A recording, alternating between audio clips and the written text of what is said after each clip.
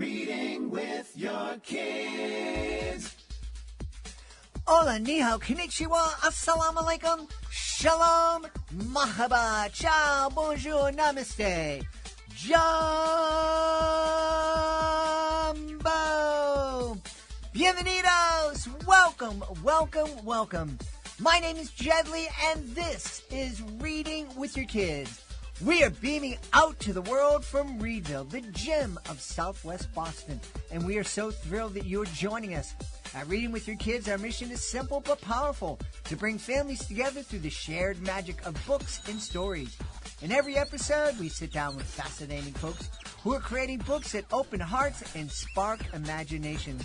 Do you want to help us grow this mission? Then please tell all of your family and friends, your kids' teachers, even the crossing guard, that they can hear us on the WREB AM/FM 24/7 radio network, and they can find us on the iHeartRadio app, on Spotify, Apple Podcasts, Amazon Music, Good Pods, Podcast Addict, Audible, Player FM, Amazon Music. Wherever you find your favorite shows, you can find Reading with Your Kids. We have a wonderful show lined up for you today. First up, Dr. Brad Marshall is here to celebrate his brand new middle grade book. It's called Do Not Disturb. Later in the show, we meet Ashley Key, who is celebrating Dash and the Lights in the Sky. And we'll also have a listen back to a conversation we had with famed oceanographer Dr. Sylvia Earle.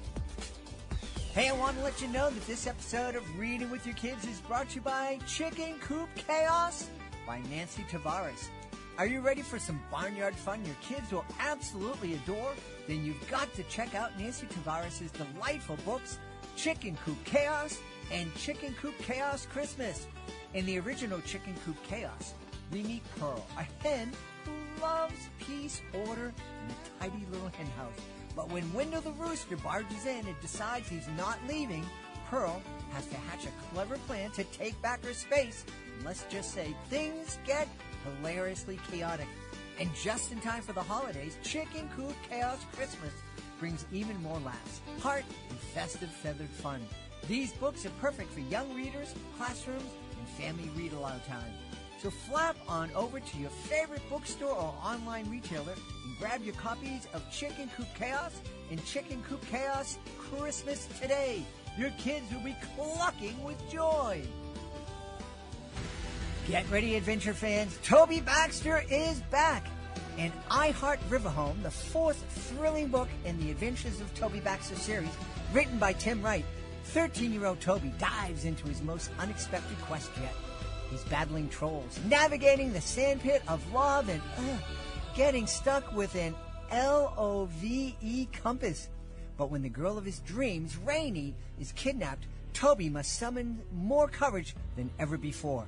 All 4 books in the Adventures of Toby Baxter series have been honored as Reading with Your Kids certified great reads, each packed with fast-paced action, humor, and heart. So grab your copy of I Heart River Home today and join Toby on an unforgettable journey through River Home, where every page is an adventure. Join us right now from right outside of Sydney in the beautiful nation of Australia. He's coming to us from tomorrow. Our guest is here today to celebrate his new middle grade novel. It's called Do Not Disturb. Please welcome to the show, Dr. Brad Marshall. Dr. Brad, how are you? I'm doing well, Jed. Thanks very much for having me. Yeah, I said your new middle grade novel. I know the book was released in Australia with a different title, How to Say No to Your Phone. How long has the book been out into the world? Oh, geez, you're testing me here, Jed. I think it's been out in the world for about a year. It started off through a publishing house in London called Magic Cat. And then it reached maybe, I want to say about a dozen countries. Before, of course, then it was released in the US very recently. And then I've just got in my hot hands a copy in Chinese Mandarin. So I understand it is reaching China now as well, which is fantastic. So obviously, phones are a problem. They're amazing. They're wonderful, but they're a problem. How much of our kids' time do phones capture in a day. I don't know if that was a sentence that you'd understand. I think I forgot how to speak English, but just they just demand our attention, and I'm imagining that kids have a much harder time saying no. Define the problem that phones are presenting to kids, please. Yeah, of course. And so I guess when I talk about this, I don't just come from an author background. I am a psychologist at the Screens and Gaming Disorder Clinic in Sydney, which is sort of an international clinic. I see people from all around the world. But also I am a researcher and adjunct fellow at Macquarie University. So I've been researching into this, and the research that I've done was presented in Australia to our Parliament last year as part of the testimony for banning social media for under 16s, which comes out in December. So just a bit of context there from where I'm coming from. The issue really that is presented is the amount of time that our young people are on their phone. Now, you could argue that as adults we have a similar problem. I'm not here to judge people that are adults that are on their phones too much or on technology too much. Ultimately, my passion is around children and teenagers, and the reason is they have a developing brain. Right.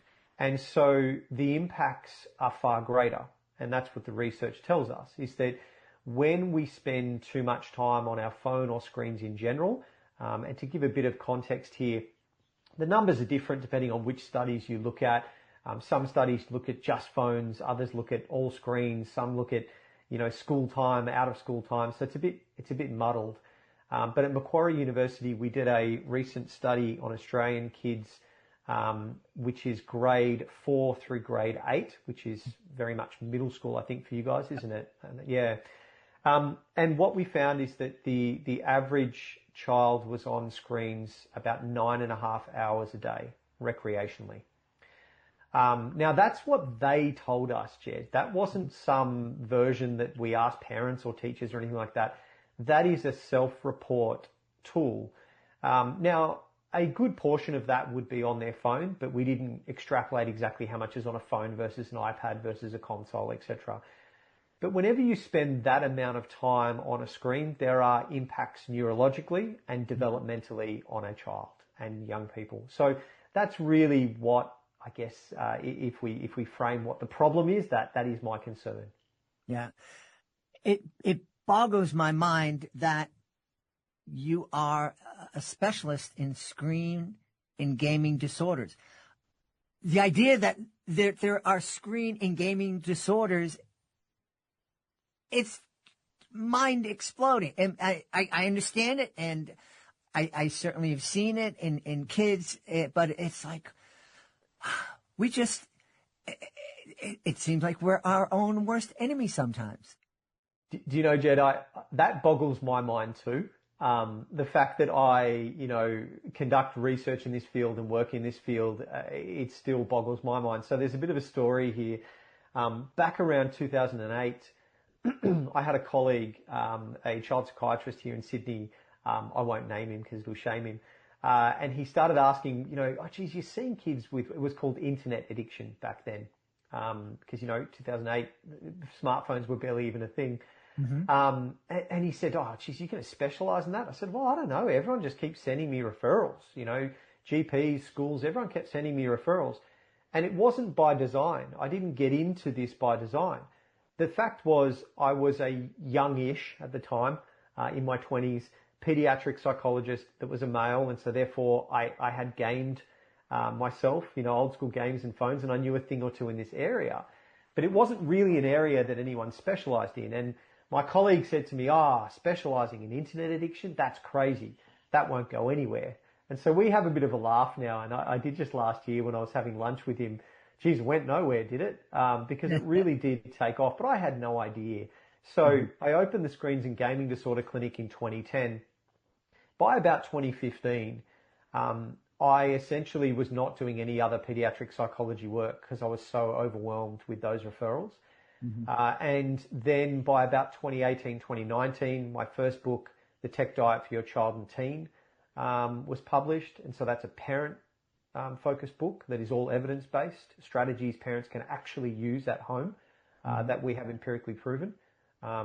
So it really started taking off to the sense then of, in my clinic, I started seeing increasingly kids from all over Asia, the US, North America, Europe, and it is pretty wild now to think that I specialize in this area and I see people from all over the world.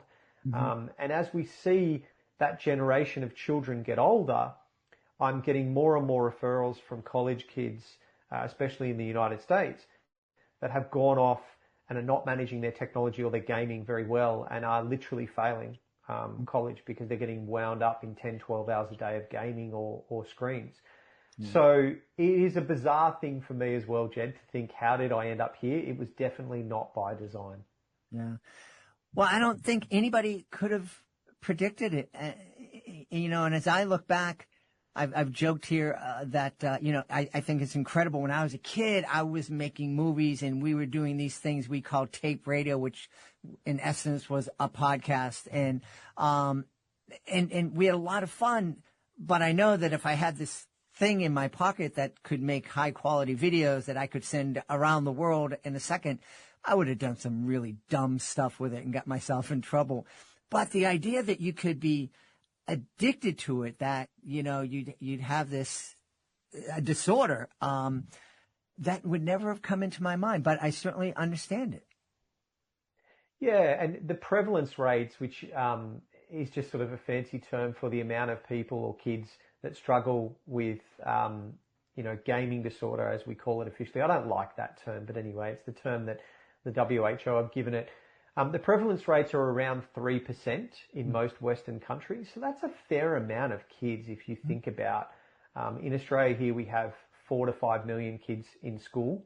So you're talking about something like 100,000 kids. Now, for smartphone addiction, in our latest study, what we found is that 9.9% of kids had medium to high risk of smartphone addiction. That is 4 to 500,000 kids in this country alone. You can extrapolate those numbers to North America as well, and it would be an eye-watering number. Sure. So it's not a small number that are either at risk or have a smartphone addiction. And, I think that most parents and teachers have seen that and will agree with that. I mean, how many of them argue with their children or their middle schooler or their teenager about getting off their phone? Now, again, we should acknowledge many of us are hypocritical because we're on our phones as well.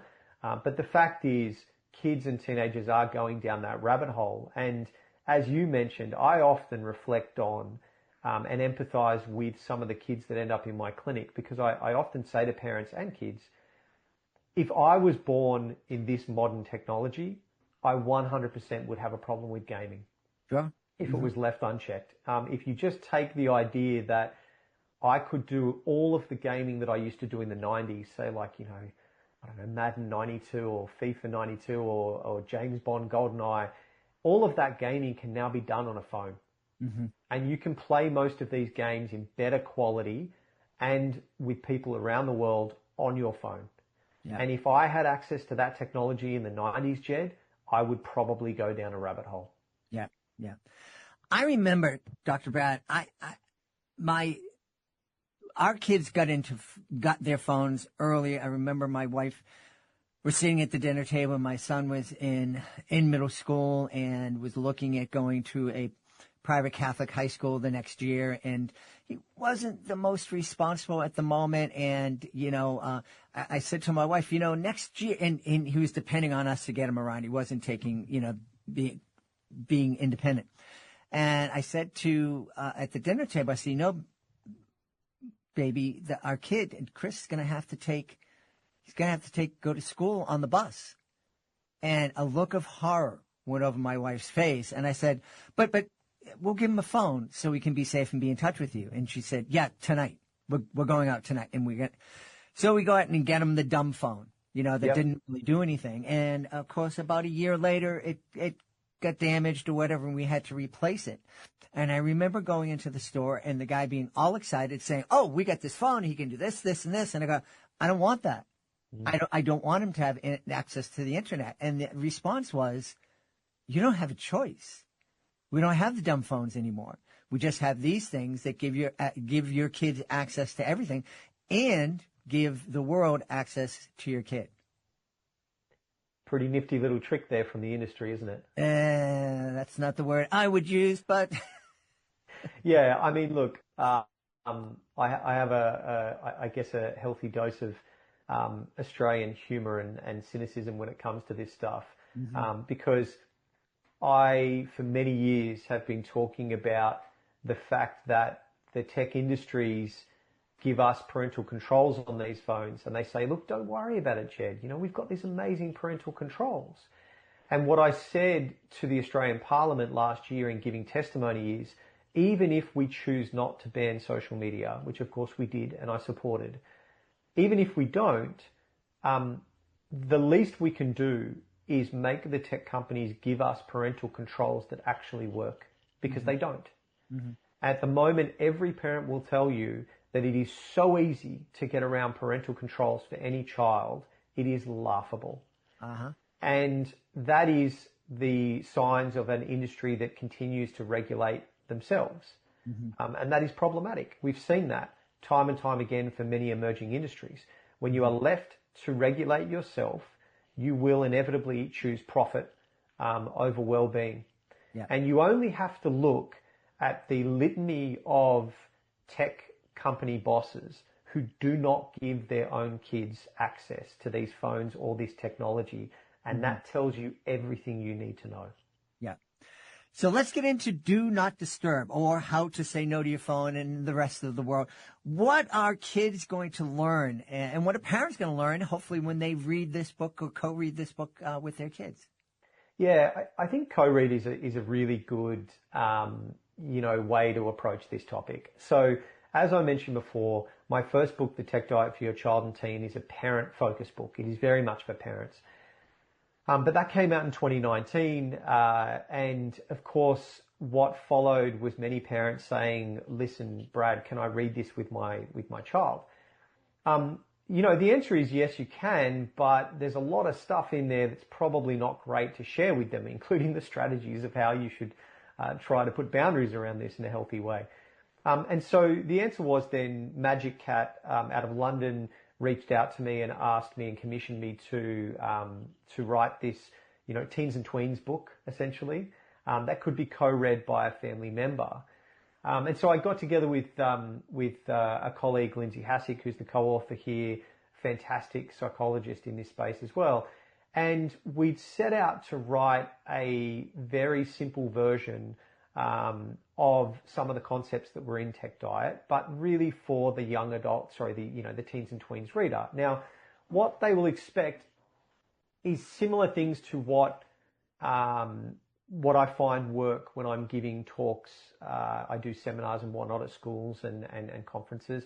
And really the approach here, Jed, is to try to educate teens and tweens about the persuasive design elements of our phones and how that can suck you in. And I know these days that sounds like a very common thing because we're all talking about it, but you've got to remember, I wrote this about 2 years ago. And so that was something that wasn't really talked about 2 years ago.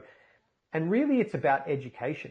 So, when I'm giving school talks, it's amazing when you speak to these sort of 8, 10, 12-year-olds, you run through all of the different elements of persuasive design behind their phone, social media, gaming, and the areas that keep this phone sticky is the term that sort of Silicon Valley use, but addictive, it's essentially. So you're educating them on the strategies that the companies are using to keep them on their phone longer than they intend.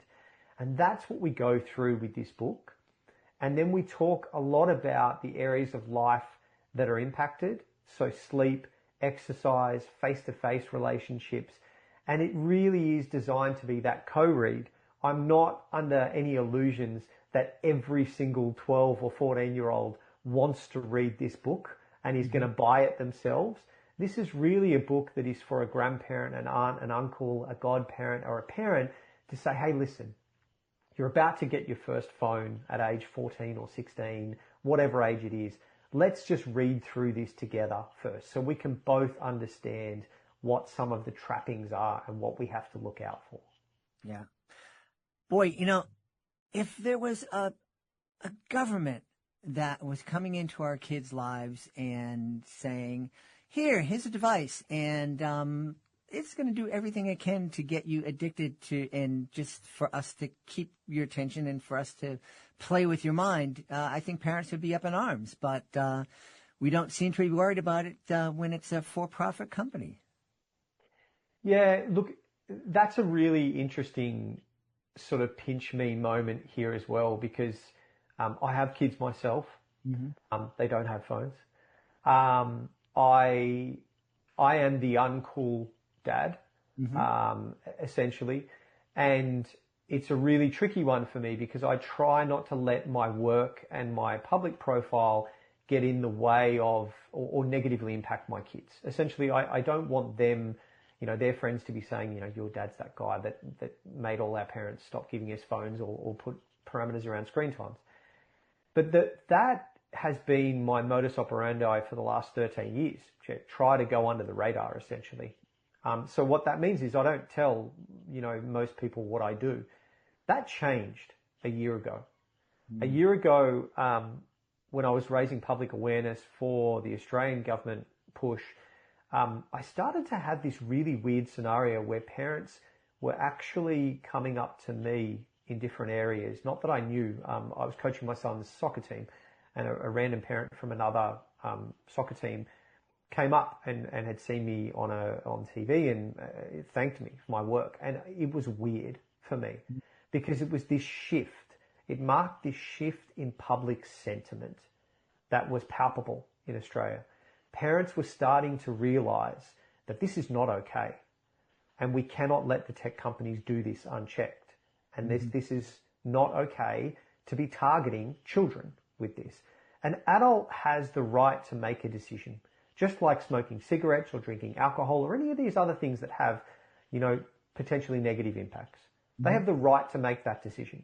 But a child doesn't get that right in this. They are being coerced.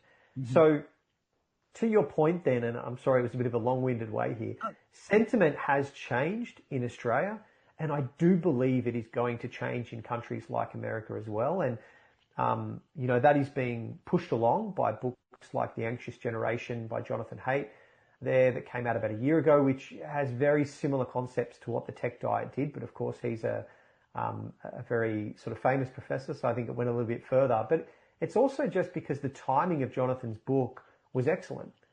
The public were ready to hear it, whereas when I wrote about this stuff in 2019, I think most parents were just like, oh, that's that guy that says this is doing damage and he's just an alarmist and he needs to relax. It's all just technology. It's no different to when the printing press came or the radio came. It is very different. It is targeted algorithms here. This is not a passive technology. And I think public sentiment and education is starting to awaken to that around the world. Yeah, I really hope so. Curious, I was talking to somebody earlier today talking about, and they have a wonderful program called Dude Be Nice, and they just celebrate people being nice to each other. And I said to them, wouldn't it be cool if our kids were watching your videos and our adults were watching your videos so we can train our algorithm to start sending us nice videos that uplift us? Would it, I'm guessing you're going to say, don't let your kids be on Instagram, but is there a way that we can help our kids train their, no, never mind. It's a dumb idea. We just stop with the social media. No, I mean, I think that we should be open to having those sorts of nuanced conversations, Jed, right? I mean, it's not helpful for someone like me or someone on the other side to just shut things down. Really what you're talking about is something that has been raised before around creating safer technology by design, which essentially is pushing the social media companies, including YouTube and things like that, to make their platforms by design more safe and not have algorithms that show us shock horror things and all the rest of it. And there are things that they could do. The problem is that is a tricky thing that they're not going to do voluntarily. Okay, so if I can try and come up with a crass analogy here, quite often we liken this stuff to a physical health diet, meaning like the food that a child digests. A small amount of sometimes foods, as they call it here in Australia, maybe it's the same there, chocolate or French fries or ice cream or any of these things. A small amount is fine. Mm-hmm. Yeah. The problem is that all of those foods become, fire up different areas in your brain pathways, dopamine, etc. And so you are going to crave more. And when you are young, you have a underdeveloped prefrontal cortex, which is the area of the brain that is responsible for impulse control and emotional control. It is the handbrake that your brain has to say, no, I'm going to stop eating that ice cream. And so it would kind of like be asking us to say to the candy manufacturers, can you make your candy less sweet and less tasty and all these things? Are they going to do that? Probably not, because really it ruins their business model. Their business model is based on people consuming that. And this is similar for technology as well. So if it's something we could convince technology to do with us, that would be great, but you'd have to do it across the board, because you're not going to have one social media platform, for example, or messaging platform say, yes, I'm going to be a good ethical citizen and do that, when all the others don't, because the one that does is probably going to ruin their business model and they'll go out of business. Right. It's a really complicated situation that we've created here. Yeah. Well, we know it's possible because I understand Chinese TikTok is very different than the TikTok our kids experience here in the States and in Australia. I understand that Chinese TikTok is pretty positive and shows educational stuff and stuff. Yeah, absolutely. And there is somewhat an addictive quality to that, but it's nowhere near as addictive as sending you all these things that enrage you and make you angry at the other side, whatever that other side is, right? Whether it be political or ideologically or whatever it is.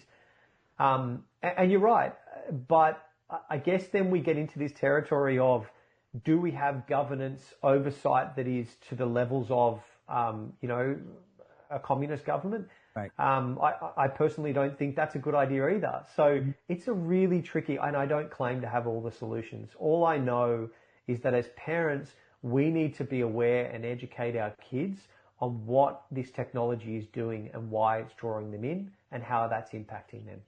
Yeah. Let's tell everybody where they can go to find out more about Do Not Disturb, and also maybe find out more about your screens and gaming disorder clinic. Yeah, pleasure. So anyone who wants to just type in Google unplugged psychologist, or you can just type in Dr. Brad Marshall, and you should find my clinic, more about my books, media stuff, everything that you can sort of possibly want there. Ironically, I am on social media as well, Jed, reluctantly. And so Instagram and Facebook for parents, because that's where we get information. I'll be completely honest, I don't actually physically post anything there. I have someone that does that for me, because I don't like to open those apps for obvious reasons. But you will at least get me and my content on there if you're looking for more information. And then as far as where to get the books, I mean, every good bookstore, and I believe on Amazon and those sorts of places as well, you can jump online and get your copy of Do Not Disturb for any parent that is concerned about their child or teenager's phone use, or even before you give them a phone, whatever phone that is. This is a great co-read for you to be able to educate them and warn them. And it will also allow you to then bring up, if their phone use does become a little bit problematic or unhealthy, you have a base point of, hey, remember when we looked through that book and we talked about impact on sleep or face-to-face or schoolwork? Do you think any of that's happening? So it's a great conversation starter and a good baseline level there for any parent or adult worried about their child getting a phone. We've had a really powerful conversation with the author of the new middle grade novel. It's called Do Not Disturb. Our guest has been Dr. Brad Marshall. Dr. Brad, thanks so much for being on Reading with Your Kids. It's been awesome, Jed. Thank you. This episode of Reading with Your Kids is brought to you by Princess Naomi Helps a Unicorn, a dance-it-out creative movement story for young movers. Unicorns and horses and snakes, oh my! Interactive movement wrapped up in a charming story of sibling angst, anger management, compassion, and triumph. Fed up with her annoying sister, Naomi storms out of the castle, only to discover a unicorn in need of help. With a sense of purpose, she quickly forgets her anger. Princess Naomi is just one of the many wonderful books you can find at onceuponadance.com. A mother and daughter duo with a passion for dance and storytelling. They strive to share joyful movement, honor the beauty and discipline of ballet, and foster freedom of expression. Check it out today, onceuponadance.com. This episode of Reading with Your Kids is brought to you by Trumpet, the Miracle Wolf Pup series. There's a brand new book in the series, and we're so excited to tell you all about it. Trumpet becomes a mom. In this exciting book, Trumpet and Lighthawk, now a bonded pair, start their own family with their very first litter of pups. Families can read together, schools can explore the importance of wolf packs and conservation, and Trumpet fans everywhere can celebrate this milestone in her incredible journey. Grab your copy today. Available on Amazon, Barnes & Noble, select bookstores, and the Wolf Conservation Center, where Trumpet and her family live. Plus, 50% of all profits go right back to supporting the Wolf Conservation Center, with more donated to Lighthawk Conservation Flying. So grab your book today and have a group haul for Trumpet and her family. Join us right now from the great state of Kansas, where I was told they went from summer right into winter. That's not fun at all. Please welcome to the show the author of Dash and the Lights in the Sky, Ashley Key. Hey, Ashley, how are you? I'm good, Jed. How are you doing today? I'm really wonderful. This sounds like a fun book. Tell us all about it. Yeah, sure. Absolutely. So I wrote a book to hopefully get parents and students and children to learn a little bit together about the Northern Lights. I think most people don't understand or know the science behind the Northern Lights and why they appear and when they appear, even where they can appear. Believe it or not, they've been seen in Kansas before due to solar storms. And so my hope was to write a children's book so that parents and kids could read together and learn more as a family. That is awesome. I had the pleasure of seeing the Northern Lights once around midnight in Vermont while we're up skiing. And we didn't get the crazy colors that you see in the Arctic or in Iceland, but it was absolutely amazing. It is. It is a breathtaking sight. And believe it or not, sometimes they can even be black, white, or gray. They're not always these gorgeous colors that we constantly see. However, green is the more common color. I had the pleasure of seeing them when I was in Iceland, and actually right outside my Airbnb, there was just this gorgeous ribbon of light that it almost looked like you could touch it. It was so close. It was so phenomenal. And here in Kansas, we don't quite get those sights. But on occasion, due to a solar storm, we can get a little glimpse of the beautiful aurora borealis. Yeah. So let's talk about the Northern Lights. This isn't caused by a group of nerdy guys with drones flying around in the air. It is not. Believe it or not, it's caused by the sun and also the gases that we have in our atmosphere at the time. That's why I was saying earlier that green is the most common color. So green is what you will see most, with red being the most uncommon color, and red is seen way higher in the atmosphere, but all of it is caused by particles sent down by the sun. What kind of part? Now, I understand that the sun has these bursts every once in a while, and they send down the light rays. But what kind of particles are they sending down that causes the Northern Lights? So it is.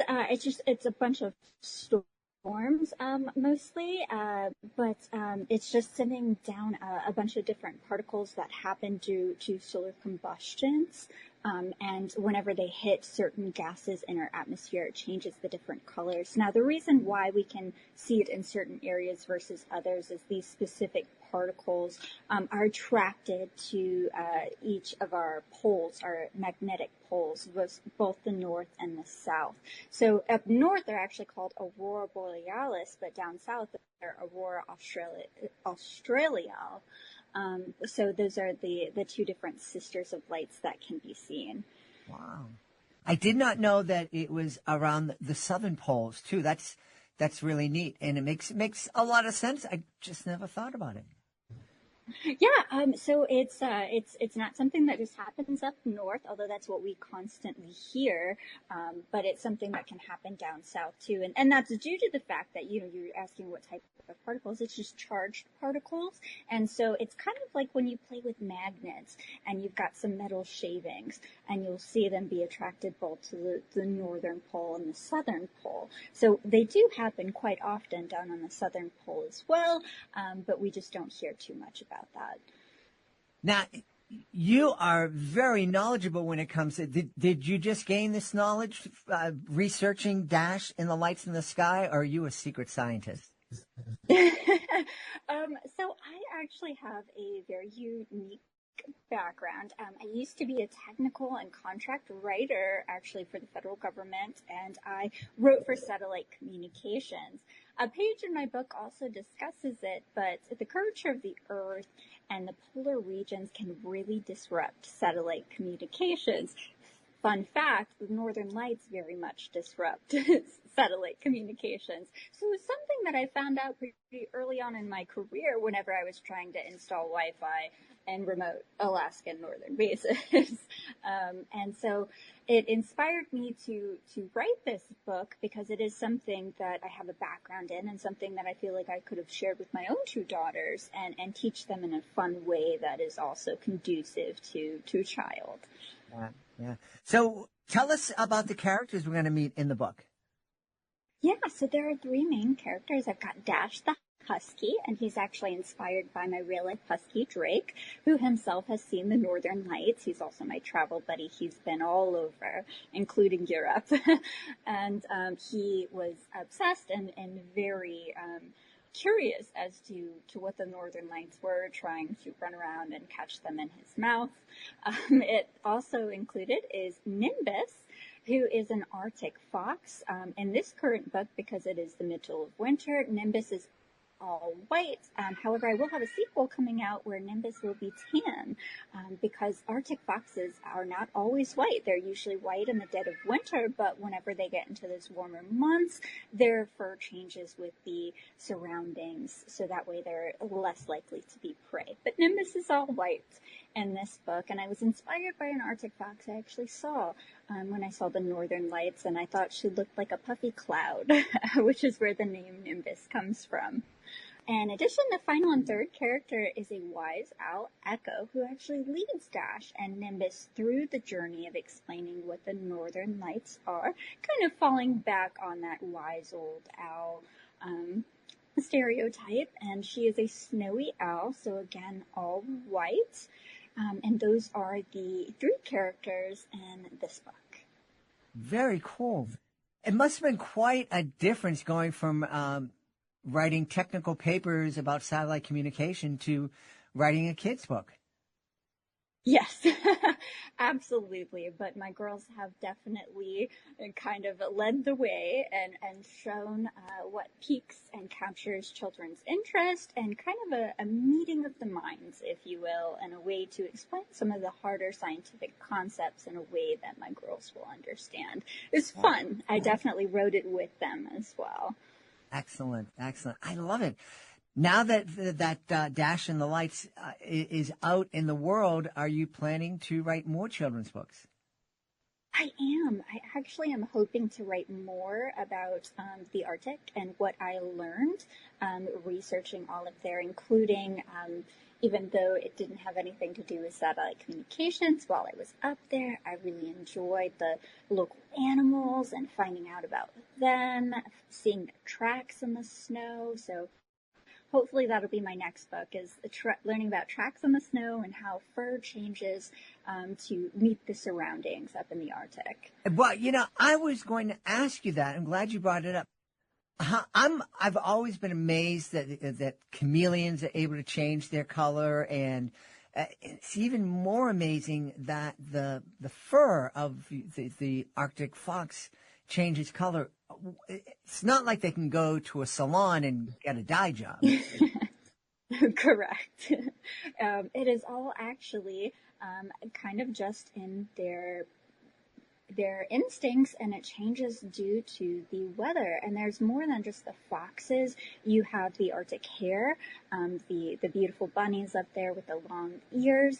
They're pure white during the Arctic months as well, but turn into a tannish color during the summer, spring, and fall periods. And it's marvelous to see how many animals up there do change. When we hear about animals changing color, it normally is the chameleon.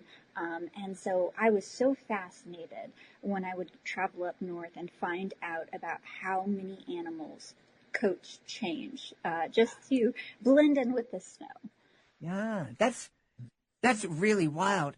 It sounds like between your work in satellite communications and your interest in the Northern Lights and Arctic animals, it sounds like you have a real strong interest in the STEM fields. Yes, I absolutely do. I've always had an interest in the STEM field, even as a child.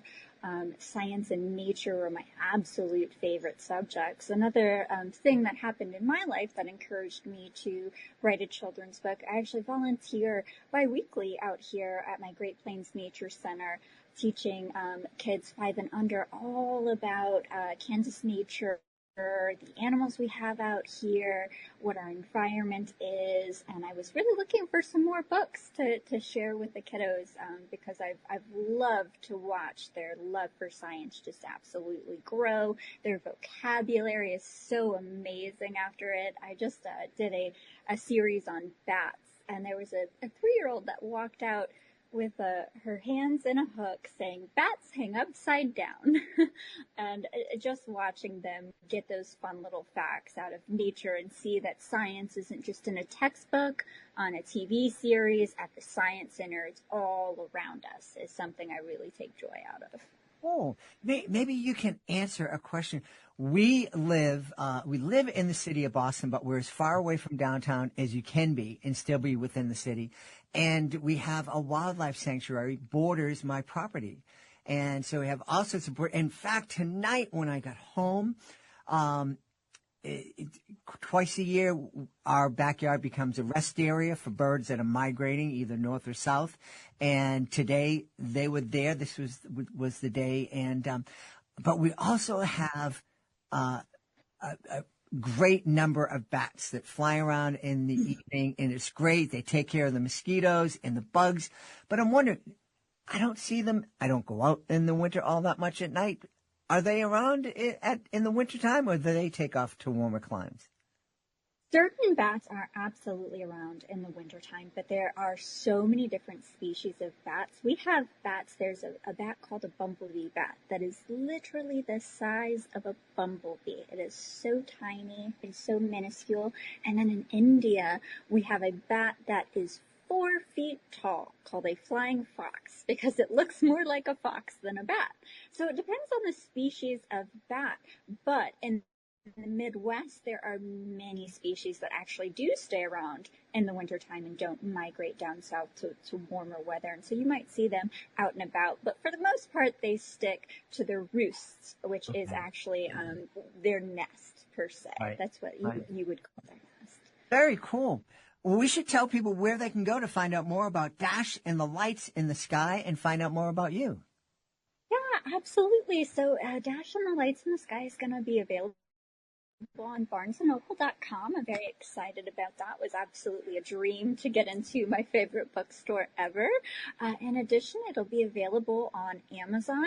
And in the book, I've got a little bio. I've also got a picture of my real life husky and a little bio on him as well.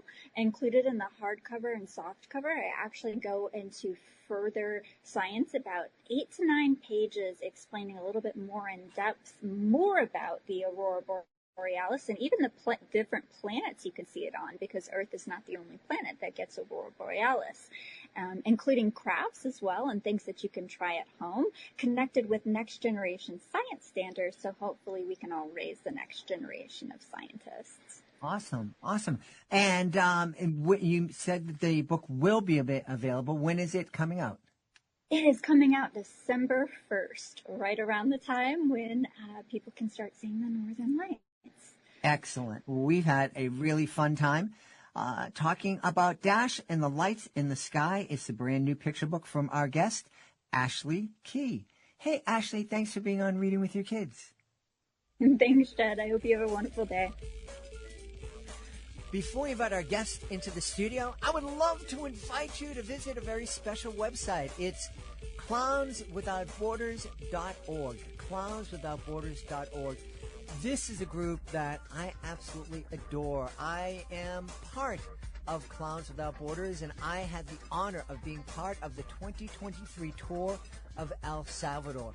I had so much fun joining with artists from all over the world to bring a smile to people who really needed it and really appreciated it too. And we would love for you to join us as a monthly Joy Maker. The Joy Makers, they're a family of people just like you who love to laugh and make other people feel good. So please take a moment and visit clownswithoutborders.org and consider joining me as a Joy Maker. And now here's a quick listen back to our conversation with Dr. Sylvia Earle. Just speaking with you for this little bit of time so far, you have a passion and a love for the ocean. What has sparked that? When I was just 3 years old, I got knocked over by a wave when my parents were taking the family to the beach. And at first it was scary, but then I realized that was fun. And I think my mom saw that big smile on my face, and she let me jump back in, and I've been jumping back in ever since. But it was not just the exhilaration of feeling the energy of the ocean. It was life. The ocean is full of life. There's the impression when you look from the shore that it's a lot of water, which it is, a lot of salty water, which it is, but every spoonful is filled with something. The tiny creatures that are important for the larger creatures, right up to the biggest animals on Earth, whales, especially the great blue whale, which is the largest animal that's ever lived, and even bigger than dinosaurs by quite a lot. So knowing how amazing that abundance and diversity of life in the ocean has just kept me focused for all my life. Now, you mentioned that, on the surface, we see a lot of water, and if you're out in the middle of the ocean, you're seeing a lot of water and not much else for miles and miles and miles. But there's so much more going on beneath the surface of the ocean, and you've spent a lot of time down there. I understand you've actually spent time living underwater. What's that like? Well, I have thousands of hours as a scuba diver, but more using little submersibles, more than 30 different kinds of submersibles. I mean, it's like saying I've used more than 30 different kinds of cars to get around. But more than that, little submarines can take you where cars cannot go and come back and keep you safe. And living underwater, I've done that now 10 times. The first time was just such a revelation for me because I got to see fish as individuals. I had seen them before, and anybody could do this, diving, even snorkeling. But to spend enough time with them in one place. I remember Jane Goodall spent years living in the forests in Gombe, in Africa. Got to know individual chimpanzees. It was really the first time anyone had spent enough time to really recognize their individual behaviors, their faces. Well, fish have faces too. But normally we don't have the opportunity to recognize that. And not only their faces, but they have different behaviors, different attitudes. Some are shy, some are more inquisitive and just like kids. Some are really, out there running around looking at everything they can see. Others kind of sit back and watch. And that's true with fish too. It was just a transformational experience for me the first time, and it's been reinforced every other time. even with the short visits I have using scuba. Wow, that's fascinating. Do you remember the first fish that you got to know? That sounds like such a silly question, but I'm listening to you, and you're telling us that the fish have these individual personalities and behaviors. Do you remember that first fish that you met? Well, it was actually a group of 5 angelfish. They're such curious, gentle-looking, well, actually behaving creatures. I would get up really early in the morning, like right now here in San Francisco. I'm up really early, and just as dawn was breaking, and from different parts of the reef, these 5 angelfish would get together and swim around. They'd spend the day together, and at night, at dusk, they'd go their separate ways, tuck in, go to sleep, and then get up in the morning. So I looked for them every morning, and really enjoyed dawn because there they were, like pals. And they were young angelfish. As adults, they pair up. And we generally don't think of a fish as having, mates that stick together. If you see fish in a restaurant or in a supermarket, or even in an aquarium, you don't tend to see the kind of behavior you do out in the big aquarium, the ocean itself, where these alliances, I almost want to say friendships, but they're whatever it is, they stick together. And sometimes, curiously, it isn't just with members of the same species. I've seen personally, and others now have recorded, instances where a grouper and a moray eel will go fishing together. I mean, fish go fishing. But a grouper, this is usually led by the grouper. The grouper finds a place where he thinks a fish that he'd like to munch on might be living, and he goes over to his friend, quotes, his fishing partner, a moray eel, and gives a signal. And the moray comes out of his lair and joins the grouper for a fishing expedition. And, an eel is long and slender as compared to a grouper. It tends to be chunky and too big to go down into the places that eels can go. So, however it is that the grouper can sense where lunch might be, he stands over that, or hangs over that place, and the eel dives in and gets to where the grouper can't go, emerges with lunch, and then they both dine together. It's just amazing. Who would think that that fish can plan and team up with a member, well, not only of their own vertebrate fish allies, but grouper also team up sometimes with an octopus. Wow. Similarly, they go fishing together.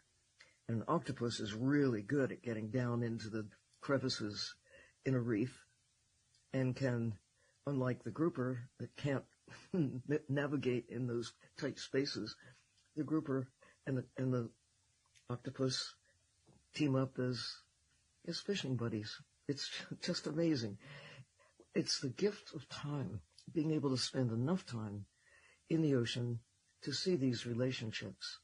And far beyond that, it's understanding how all of the ocean and really all of the living world is connected with behaviors, with food chains, with the chemistry of life that affects the chemistry of the air, chemistry of the water itself. We are so grateful that you got to spend part of your day with us here at Reading with Your Kids. Hey, if this episode made you smile or gave you something to think about, please pass it on. And I expect to see lots of people sharing this link because between Dr. Brad Marshall talking about Do Not Disturb, Ashley Key talking about the Northern Lights, Dr. Sylvia Earle talking about the amazing things in our oceans, that didn't give you something to think about. You weren't listening. My goodness, this is incredible. Please share the link. Leave us a 5-star review and hit that subscribe button. And listen, if you'd like to listen to all of Dr. Earle's episode, you can find that on our website. Go to readingwithyourkids.com. There's a little button there that says listen to all our episodes, and then you'll be able to find a search bar. Type in November 20th, 2021, or Dr. Sylvia Earle, and that episode will pop up. If you haven't already, just check out all of readingwithyourkids.com. You can visit our Certified Great Reading Wall of Fame. If you're an author, you can find out how you can be a guest, and you can check out our blog. I want to thank the folks who made today's show so wonderful, starting, of course, with our guest, Dr. Brad Marshall. Please be sure to check out Do Not Disturb. Ashley Key, please be sure to check out Dash and the Lights in the Sky. Dr. Sylvia Earle, I want to thank my team, Fatima Khan, Chris Doherty. I want to thank my beautiful wife for all the love and support she gives me. Most of all, we want to thank you. You're helping to shape a kinder, smarter world, and you're doing that every time you read with your kids. I'll be looking for you in the next episode of Reading with Your Kids.